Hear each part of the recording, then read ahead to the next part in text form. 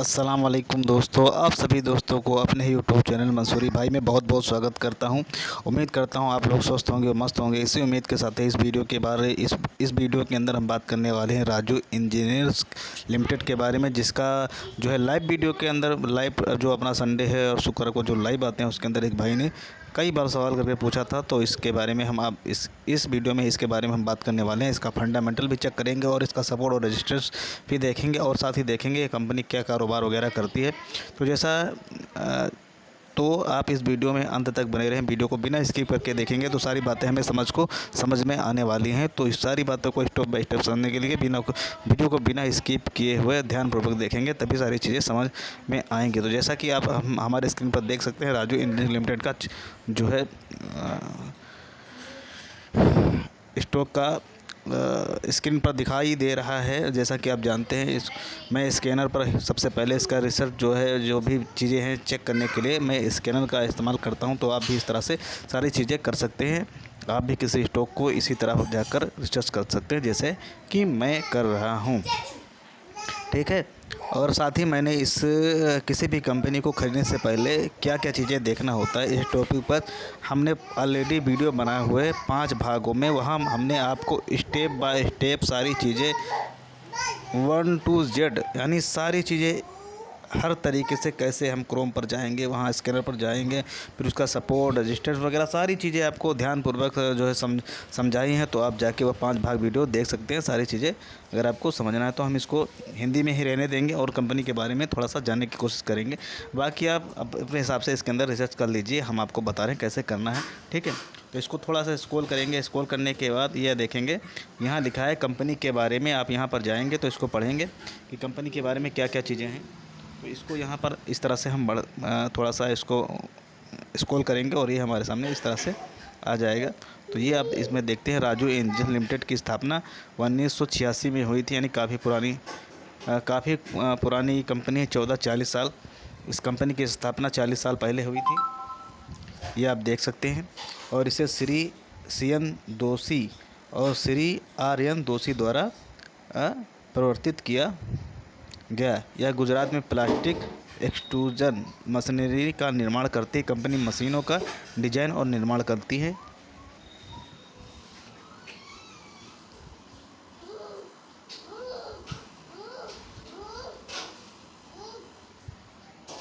और ग्राहक की आवश्यकता के अनुसार अनुकूलित समाधान प्रदान करती है। कंपनी का मुख्य कार्यालय गुजरात है। तो यहाँ इस तरह से हम जब चीज़ों को पढ़ेंगे तो सारी चीज़ें समझ में आ जाएगी।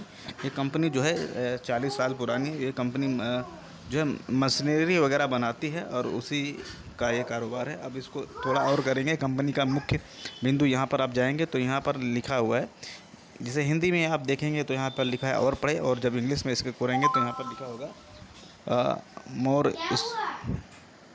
रीडिंग मोर, ऐसे करके लिखा हुआ होगा। आप इसको ऐसे यहाँ टच करेंगे और ऐसे टच करने के बाद आपको यहाँ पर फिर कंपनी के बारे में सारी चीज़ें यहाँ पर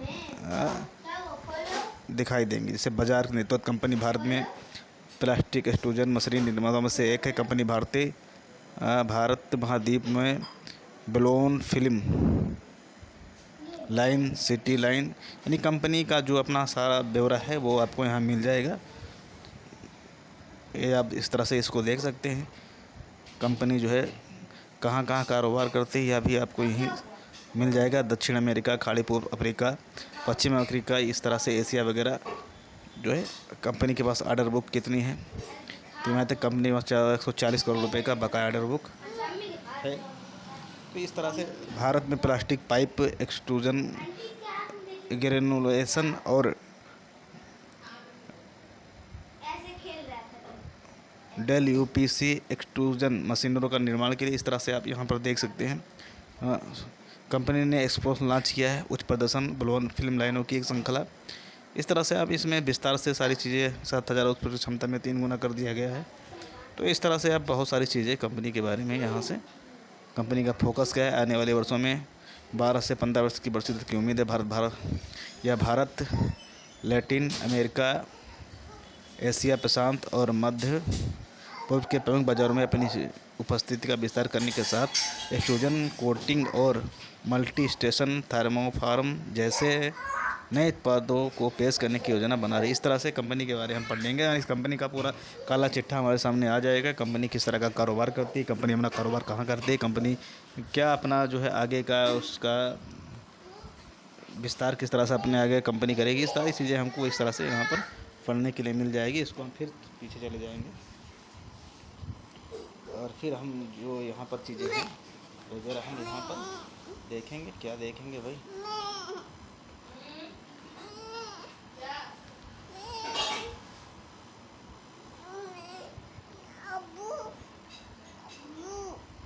कहाँ? तो अब आपने कंपनी के बारे में पढ़ लिया, कंपनी को समझ गए, कंपनी का कारोबार क्या है। उसके बाद हम इसका जो है फंडामेंटल चेक करेंगे। और जो कि आप इस समय देख रहे हैं, इसका मार्केट कैप 9,000 करोड़ का मार्केट कैप है। तो छोटी जो है इसका मार्केट कैप जो है, इसका मार्केट कैप बहुत ही कम है, 9,000 करोड़ की कंपनी है। तो आप यहाँ देख सकते हैं, अब यह एक ये कहते हैं स्मॉल कैप कैटेगरी में आएगा और इसका मार्केट कैप बहुत ही कम है। अब फिर आप इसका प्राइस देखेंगे, 50 रुपये के आसपास इसका जो भाव इस समय चल रहा है, ठीक है। और साथ ही हम देखेंगे इसका हाई और लो। तो जो इसका हाई है वह 146 रुपये के आसपास है। स्टॉक अपनी लो वाली एरिया के अंदर अभी घूम रहा है 50 रुपये के आसपास, और जिसका इसका लो है 46 रुपये आसपास। तो उसी के आसपास इस स्टॉक घूम जाता हुआ नज़र आ रहा है। स्टॉक का पी हम यहाँ पर देखेंगे, स्टॉक का पी जो है वो 18 रुपये 80 पैसे नज़र आ रहा है। तो जो है कंपनी का बुक वैल्यू देखेंगे तो 19 रुपये नज़र आ रहा है यहाँ पर। और कंपनी डिविडेंड भी हमें देती हुई नज़र आ रही है, जो 0.30% 30 पैसे का है, 30% का है। और थोड़ा बढ़ते हैं कंपनी में और चीज़ें देखते हैं। कंपनी का ROE ROC 24, ROEC 24.5% का है, ROE 18.8% का है। फेस वैल्यू कंपनी का 1 रुपये का है।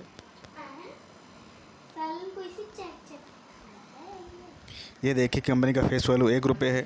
कंपनी के अंदर कर्ज तो बिल्कुल ना के बराबर है, 0.7, तो कर्ज है ही नहीं, देख सकते हैं। कंपनी का APS भी ठीक है और कंपनी के ऊपर 24 करोड़ का कर्जा है। तो कंपनी 9,000 करोड़ की कंपनी है, उसके ऊपर 24 करोड़ कर्जा कोई मायने नहीं रखता, जैसा कि आप यहाँ पर देख पा रहे हैं। तो और देखते हैं चीज़ें, और कंपनी के अंदर क्या चीज़ें हैं वो समझने की कोशिश करते हैं। यहाँ पे देखें कंपनी की प्रमोटर, कंपनी का जो प्रमोटर है वो 60% के आसपास है। और कंपनी का जो है कोई भी जो है कंपनी का जो होल्डिंग वगैरह है वो प्लेज नहीं है, यानी गिरवी वगैरह नहीं रखी हुई है। तो अभी तक सारी चीज़ें जो है, कंपनी छोटी कंपनी है, उस हिसाब से अभी जो चीज़ें इसके अंदर मुझे नज़र आ रही वह सारी जो है पॉजिटिव ही नज़र आ रही हैं। अभी तक कोई मुझे ऐसी कमी दिखाई नहीं दी। अब ये देखिए कंपनी का जो इंडस्ट्री पी है वो 32 रुपये है। फिर कंपनी का पी कितना था वो भी हम देखते हैं। ये आप यहाँ देखेंगे कंपनी का जो स्टॉक पी था वो 18 रुपये, नहीं इसको 19 रुपये मान के चलते हैं, और पी यहाँ पर 32 रुपये है।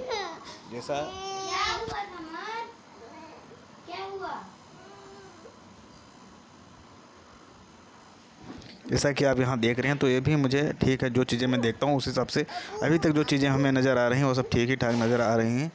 अभी और देखते हैं कंपनी के बारे में। अब हम देखने वाले हैं कंपनी का प्रॉफिट लॉस किस तरह से हो रहा है, कंपनी प्रॉफिट वगैरह बना रही कि, क्योंकि यहाँ पर जो चीज़ें दिखाई थी वो लमसम ठीक ही नज़र आई हैं। अब कंपनी का जो है हम देखते हैं, लेकिन आप ये ध्यान रखिएगा ये कंपनी जो है ये एक तरीके से आप कह सकते हैं आप पैनी स्टॉक है। तो आप उसको उस हिसाब से देखेंगे और उस हिसाब से इसके अंदर अपना व्यू वगैरह बनाएंगे। अब इसका हम प्रॉफिट और लॉस देखते हैं। तो ये कंपनी का सेल है, ये आप देखेंगे,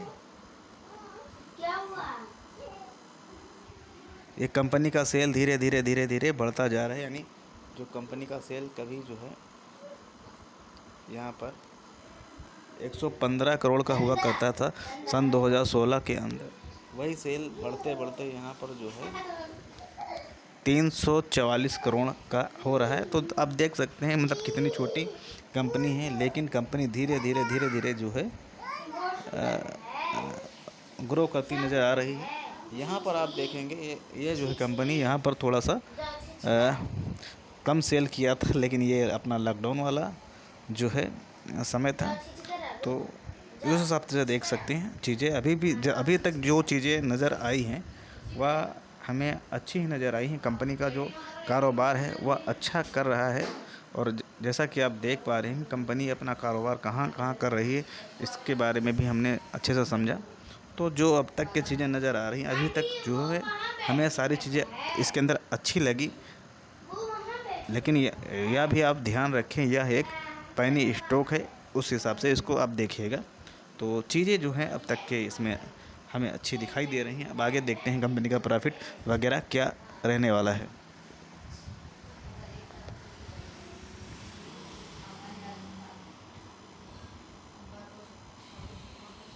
तो जैसा कि ये आप देख सकते हैं जो कंपनी 5 करोड़ का प्रॉफिट बना रही थी वो धीरे धीरे बढ़ते बढ़ते बढ़ते यहाँ से देखिए, ये तो अपना लॉकडाउन वाला टाइम हो गया, और उसके अलावा आप देखेंगे ये कैसे जो है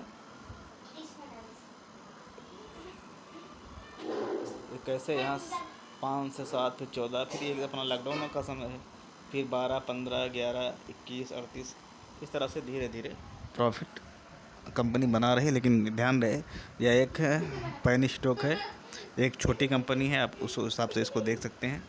और यहाँ पर कंपनी का ईपीएस देखेंगे पर शेयर जो है कितनी उसका ईपीएस क्या है वह भी आप देखेंगे, वो भी धीरे धीरे जो है बढ़ता नज़र आ रहा है। तो ये सारी चीज़ें जो है अभी तक पॉजिटिव ही नज़र आ रही हैं। अब देखते हैं इसका क्वार्टरली रिजल्ट पर इसका क्या असर होता है।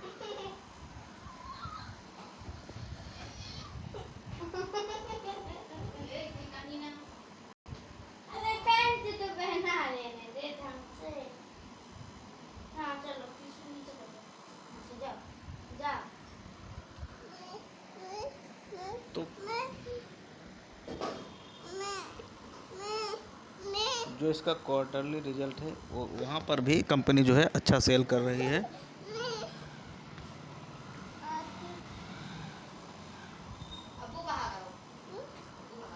और जो प्रॉफिट वगैरह है वो भी ठीक है, इसका कोई दिक्कत नहीं है। तो अभी तक के सारी चीज़ें हमें जो है अच्छे से इसके अंदर समझ आई। अब इसको हम थोड़ा सा क्या करते हैं मनी कंट्रोल पर जाकर चीज़ों को देखते हैं, अगर वहाँ हमें कोई कमी नज़र आती है तो आपको सब डिसाइड करते हैं, फिर उसके बाद जो है हम इसके चार्ट पर जाकर सारी चीज़ें देखेंगे। लेकिन यह एक पैनी स्टॉक है, इसका आप ध्यान रखें। तो जैसा कि मैंने इसको scanner.com पर इसके बारे में देखा तो वहाँ पर सारी चीज़ें हमें अच्छी ही नज़र आई।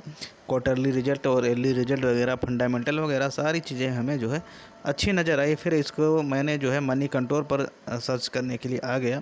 तो यहाँ आप देखेंगे इसका तिमाही ईपीएस जो है वो डाउन दिखा रहा है 8% के करीब आसपास।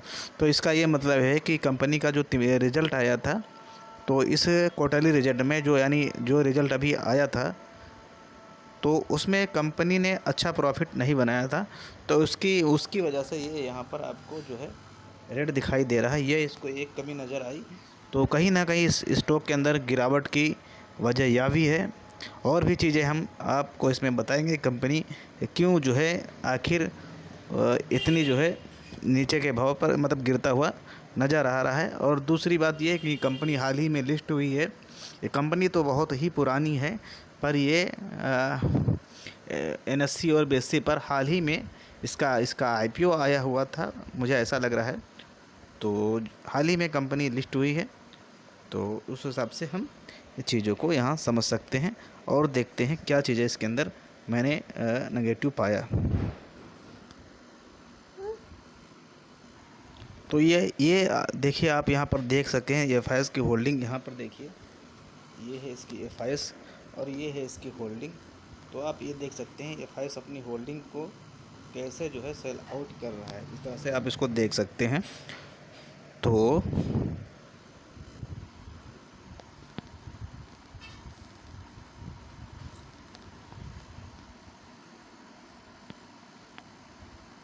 कहीं ना कहीं जो है इसमें गिरावट की यह भी एक वजह हो सकती है कि जो FIS करीब करीब 4% की होल्डिंग अपनी रखते थे, वह यहाँ पर अपनी होल्डिंग को हर क्वार्टर में बेचते हुए नज़र आ रहे हैं। यानी जब FIS इसके अंदर सेल करेंगे तो जाहिर सी बात है कि इसके अंदर जो है गिरावट होगी। तो यह भी वजह हमें दिखाई दी गिरावट होने की। और देखते हैं अभी इस कंपनी में क्या और दिक्कत आ। तो आप यहाँ देखेंगे कि इस कंपनी के अंदर जो DIS FI या DIS जो है, वह भी इस कंपनी के अंदर जो है अपना माल सेल कर रहे हैं। ये आप देख पाएँ, ये DIS है और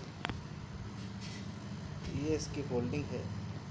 इस तरह से आप देखेंगे तो अब जाहिर सी बात है कंपनी के अंदर गिरावट नहीं होगा तो क्या होगा, ये इसका ग्राफ है।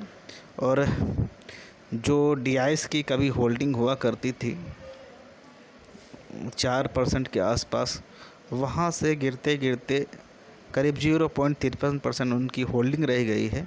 तो आप समझ सकते हैं इस स्टॉक के अंदर FIS ने भी ज़बरदस्त बिकवाली की है और DIS ने भी ज़बरदस्त बिकवाली की है। तो इस स्टॉक के अंदर जो गिरावट हुई है, यानी जो स्टॉक 146 जाने के बाद अभी 50 रुपये के आसपास ट्रेड कर रहा है, तो उसकी वजह यही है। जब आप कंपनी को रिसर्च करते हैं तो सारी चीज़ें आपके सामने साफ़ हो जाती हैं। जैसा कि इस कंपनी के अंदर आपको दिखाई दे रहा है कि कंपनी जो है एक पेनी स्टॉक है। कंपनी छोटी कंपनी है, उसका मार्केट कैप छोटा है, लेकिन कंपनी का जो कारोबार है वह अच्छा है। वह जिस हिसाब से छोटी कंपनी है उस हिसाब से वह अच्छा प्रॉफिट कमा रही है और अच्छा सेल कर रही है। और कई देशों के अंदर कंपनी का बिजनेस है। कंपनी क्या बिजनेस कर रही, आप उसको अच्छे से रिसर्च खुद कर सकते हैं सारी चीज़ें। लेकिन इसके पीछे जो कंपनी फंडामेंटल देखा जाए, भाई कंपनी एक पेनी स्टॉक तो है ही है, लेकिन उसका फंडामेंटल मजबूत है और उस हिसाब से देखा। और साथ ही इसके अंदर वॉल्यूम भी बहुत कम होता है, तो इसमें आप ट्रेडिंग वगैरह नहीं कर सकते हैं। अगर आप इस स्टॉक को लॉन्ग टर्म के लिए चाहें तो छोड़ सकते हैं, या पेनी स्टॉक है। अगर आने वाले समय में कंपनी अच्छा कर ही रही है तो जब सारी चीज़ें अच्छी होंगी तो इसके अंदर FIS और DIS वगैरह जो है लौटेंगे और यह स्टॉक हमें ऊपर की तरफ जाता हुआ दिखाई दे सकता है। लेकिन यह एक पेनी स्टॉक है, इस हिसाब से इसको ख़रीदेगा और इस लॉन्ग टर्म के हिसाब से अगर इसमें इन्वेस्टमेंट करते हैं तो हो सकता है हमें कंपनी अच्छा पैसा बनाती हुई दिखाई दे। तो इसमें जो गिरावट हुई है, गिरावट की वजह कहीं ना कहीं यही है। अभी देखते हैं पब्लिक की होल्डिंग इस स्टॉक के अंदर कितनी है। तो ये देखेंगे, ये यहाँ पर पब्लिक की होल्डिंग है, ये देखेंगे, ठीक है। और जैसा कि आप लोगों को पता ही है कि इस तरह के स्टॉक के अंदर पब्लिक अपनी होल्डिंग जो है बढ़ाती रहती है। तो वहाँ पर FIS DIS ने जितना भी माल बेचा, यहाँ पर पब्लिक ने ज़बरदस्त दबा के उस स्टॉक को ख़रीदा। तो ये आप देख सकते हैं इस कंपनी की गिरावट की मेन वजह यह है कि कंपनी के अंदर FIS और DIS बराबर हर क्वार्टर में बेचते हुए नज़र आ रहे हैं, इसलिए स्टॉक यह हमें नीचे की तरफ गिरता जा रहा है। बाकी कंपनी का फंडामेंटल मजबूत है, लेकिन यह एक पेनी स्टॉक है, इसको भी आप ध्यान रखिएगा। अब चलते हैं इसके सपोर्ट पर, इसका रजिस्टेंस वगैरह देखते हैं, सपोर्ट क्या रहने वाला है और रजिस्टेंस क्या रहने वाला है। टेक्निकल भी चेक कर लेते हैं इसका। तो यह देखेंगे हम राजू इंजीनियरिंग्स के चार्ट पर आ गए। तो यह आपको यहाँ पर जाता हुआ नज़र आएगा स्टॉक।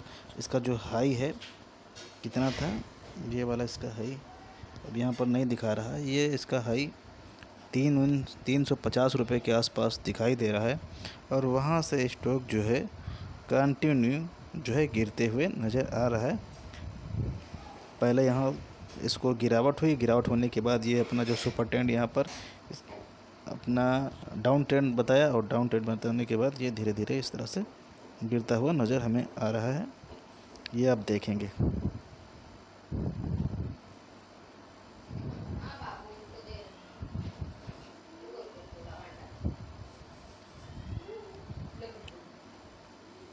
तो ऐसे आप देख सकते हैं, मतलब इस कंपनी जो है कैसे रुकेगी जब इसके अंदर FIS और DIS बराबर कंटिन्यू बेच ही रहे हैं, तो ऊपर जाने का सवाल ही कहाँ हो रहा है। तो नीचे तो जाना ही जाना है। तो ये कंटिन्यू धीरे धीरे गिरता हुआ नज़र आ रहा है। तो अभी ये टेक्निकल चार्ट पर जो है ये भी सही नहीं, फंडामेंटल तो इसका ठीक है, लेकिन जो है इसका जो है टेक्निकल ठीक नहीं है। और इतनी बड़ी कंपनी, इस कंपनी का स्टॉक जो है, छोटी कंपनी है। देखते हैं इसमें और क्या चीज़ें नज़र आ रही हैं।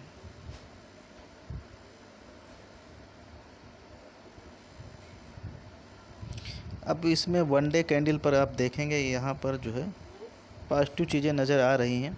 लेकिन जब तक ये वीकली चार्ट पर जो अपना सुपर ट्रेंड जो है पॉजिटिव नहीं बनता है, तब तक इस कंपनी पर आप इसका जो टेक्निकल का है वो कमज़ोर ही रहने वाला है। तो यहाँ आप इस हिसाब से इसको देख सकते हैं। अब इसका जो सपोर्ट है वो यही निकल के आ रहा है, ये वाला इसका एरिया जो सपोर्ट होगा। कितना दिखाई दे रहा है।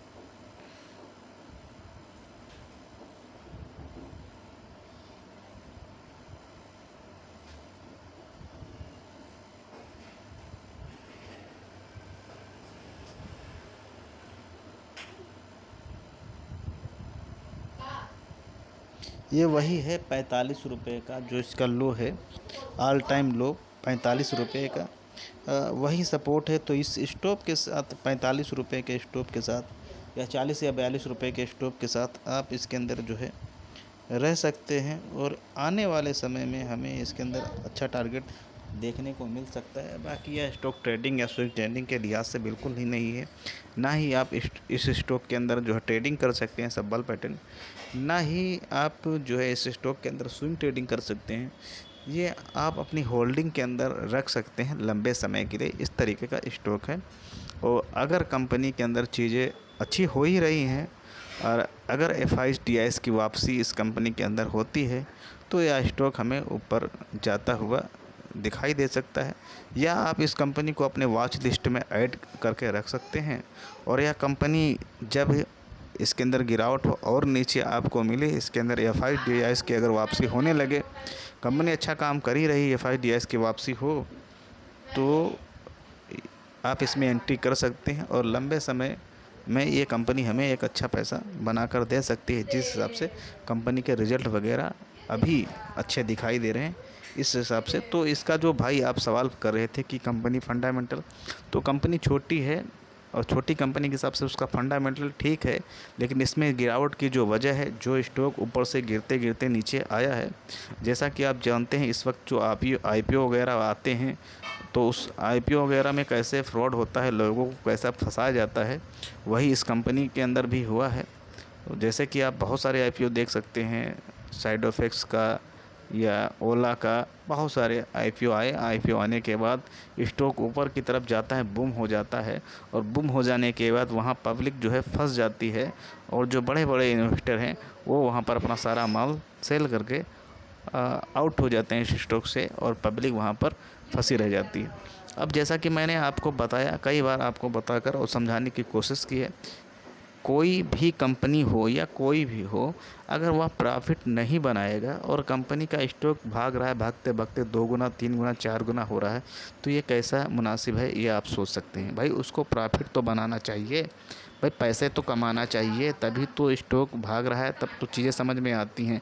अगर कंपनी प्रॉफिट नहीं बना रहा है, कंपनी कुछ करना अच्छा नहीं कर पा रही है, अगर उसी का स्टॉक भाग रहा है, तो आप समझ जाइए ये ट्रैप है, आपको फंसाने की साजिश है, जाल है।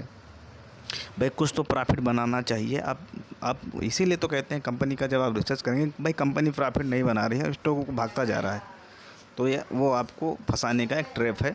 तो इस तरह से आप जो है चीज़ों को समझ सकते हैं। हाँ, अब यहाँ पर ये कंपनी जो है काफ़ी ऊपर से टूट चुकी है, या एक पेनी स्टॉक है। इसको आप अपने वॉच लिस्ट में ऐड करके और थोड़ी बहुत क्वांटिटी इसके अंदर जो है 1000 500 100 200 क्वांटिटी ऐड करके लंबे समय के लिए छोड़ सकते हैं। आगे आने वाले समय में यह स्टॉक, इसके अंदर जो अच्छी चीज़ें होंगी, ये FIDIs इसके अंदर जो है बाइंग करेंगे, तो यह स्टॉक हमें फिर उससे उसी लेवल पर जाता हुआ दिखाई देगा, अगर ऐसा होता है तब। तो उम्मीद है आपको चीज़ें इसके अंदर समझ आ गई होंगी, इसका सपोर्ट और रजिस्टेंस भी आपको पता चल गया होगा।